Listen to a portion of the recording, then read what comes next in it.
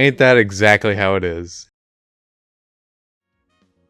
Hey Andy, What's up? why can't we both be on screen? It pertains to today's review. How does it work if we interrupt each other? I'd rather you not. Interruption!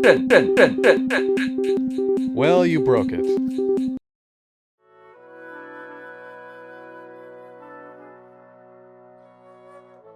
Quartet first appeared as a Kickstarter in September 2021. 4 years later, it's released to the PC playing public with announcements for console ports and DLC. Quartet promises to be a classic RPG, taking inspiration from the 16-bit greats of old. So does it pay accurate respect while still managing to stand on its own? In short, yes.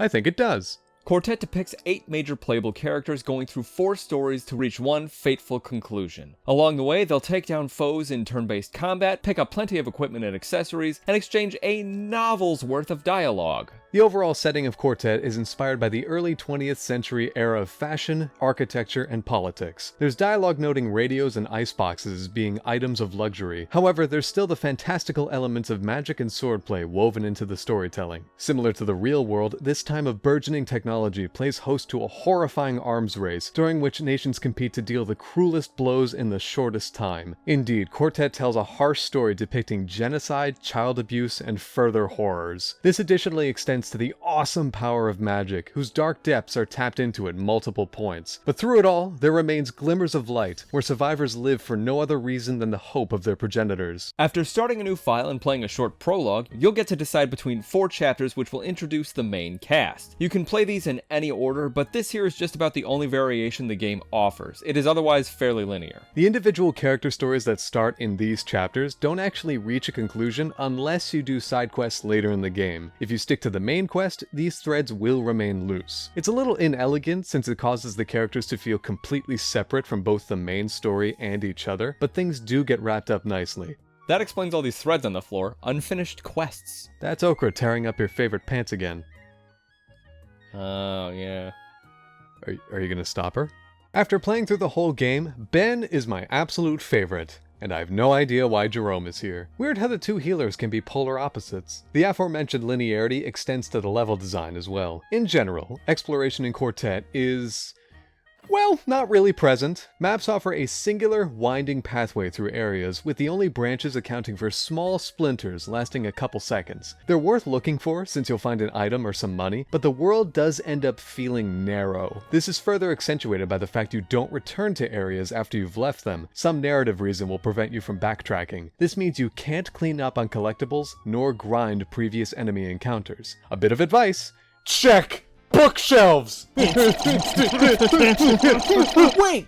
Why are we doing this? RPG collectibles, James! RPG collectibles. As you go, you'll notice there are no random encounters. Enemies are instead indicated by icons that are bottlenecked by terrain and usually don't respawn. Nearly every enemy encounter is planned. Therefore, it can be assumed that character growth is controlled to coincide with the narrative. All of this leads to a focused, linear, narrative-heavy game. With Quartet guiding the player so diligently, it becomes a question as to whether it's paced well enough to keep things interesting. So, is it? In short, yeah, I'd say so. What about in long pants? Dialogue is well written, balancing intellectual debate, frank demands, and lore-heavy explanation. Battles keep things zesty by breaking the narrative up, and a sprinkling of equipment and items prevents the player from feeling stagnant or bored. Not to mention, the pixel art is gorgeous and full of detail, and the music throughout is sweeping and catchy. In particular, I love how the overworld gets different music for each character. Alexandra sounds like Steely Dan going on a hike. Now, almost everything we just said gets completely upended in the late game when you get an airship. Suddenly, you can go almost anywhere, fight old enemies, and find hidden locations. And there are side quests, which I mentioned earlier. It's all a welcome change of pace, if a bit jarring, but I do rather wish more of the game got to see this treatment. You keep mentioning combat and enemies, but you have yet to talk about the battle system.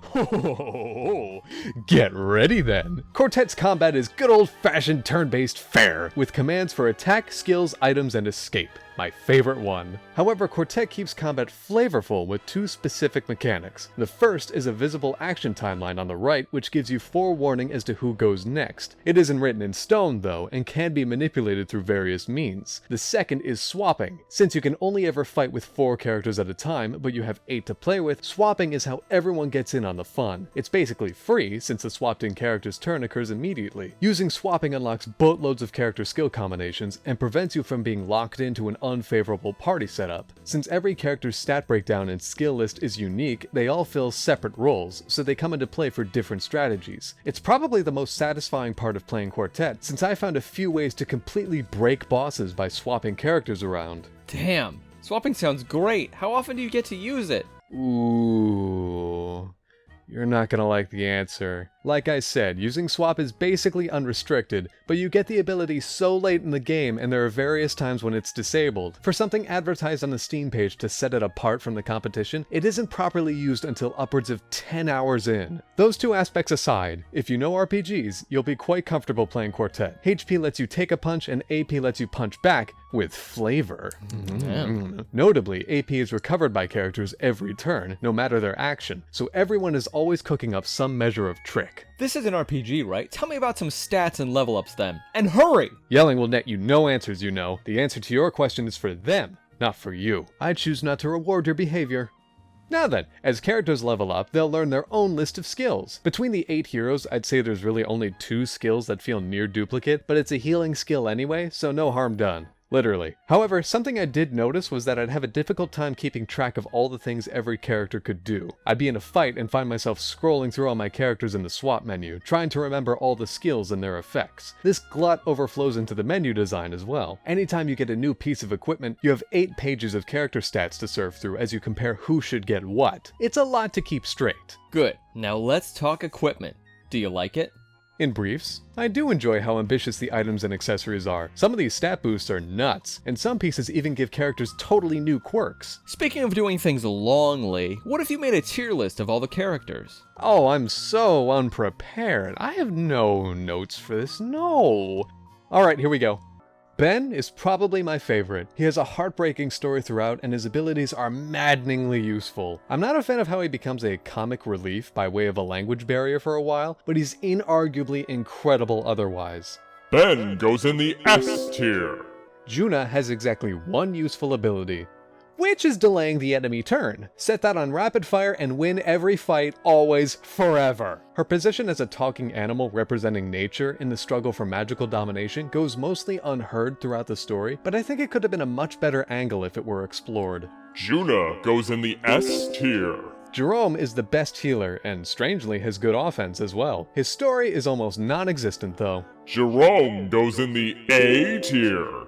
Agata is a reliable damage dealer with multiple sinister attacks. She's an orphan of a tribe of warriors, so it was a bit predictable. Agata goes in the B tier.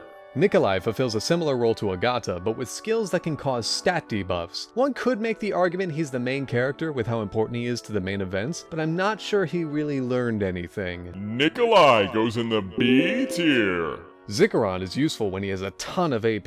His only attack skill deals a fixed amount of damage, which can be nice, but it isn't a kill shot. He can massively turn the tide with stat debuffs or changing the turn order, before being swapped out for someone useful. His story isn't really his own, but I did like how it was told. Zikaron goes in the C tier.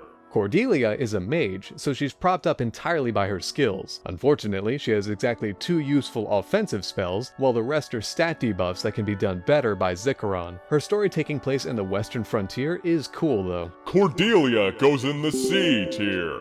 Alexandra is near useless in battle, unless the battle is specifically designed to be weak against her element. It's weird that she seems to be positioned as the game's main character, given a few select events and her inclusion in the crossover RPG Infinite Alliance. Meanwhile, her role in the story is intentionally separating herself from what's happening around her. Alexandra goes in the D tier. All that said, I wouldn't say there are any bad characters, neither in their writing nor their combat role. Everyone is important and useful. I had a lot of fun playing Quartet. The story and dialogue was engaging for me personally, since I enjoy emotional writing and high-stakes tragedy! The combat was pretty standard until Swap was introduced, and then exploded with options and opportunity, and the endgame offered a lot to engage with, and I made sure to do as much as I could. My gripes with the game really ended up being nitpicks. I don't really like how dialogue boxes have this long pause between them. It's just long enough to make me think the conversation is done and I can move again, but my input isn't read, so I briefly question if the game is frozen. There's also the fact that the airship's map has 0 labels for things. When a quest tells me to go somewhere, I have no idea where it could be, so I end up just rubbing the airship on every location until I find it. Nothing game-breaking, just annoying. Quartet is a very solid game, and it's stuck in my brain throughout my time playing it. I recommend it to anyone who likes top-down, turn-based RPGs of this style, and is hoping for a very serious story at the sacrifice of open-ended exploration and side content.